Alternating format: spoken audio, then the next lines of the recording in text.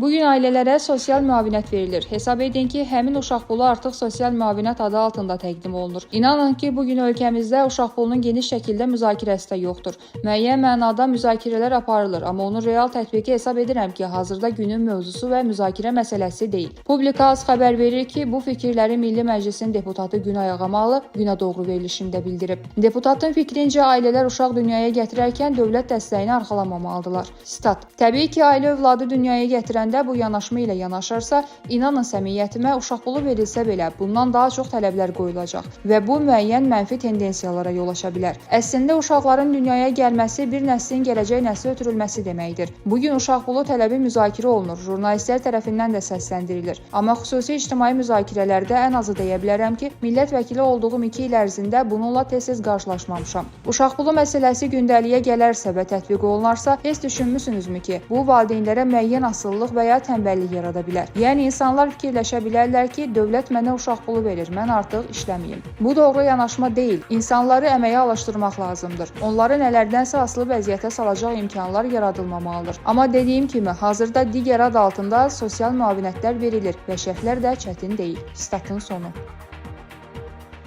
Videomuzu bəyəndinizsə kanala abunə olmağı və videonu bəyənməyi unutmayın.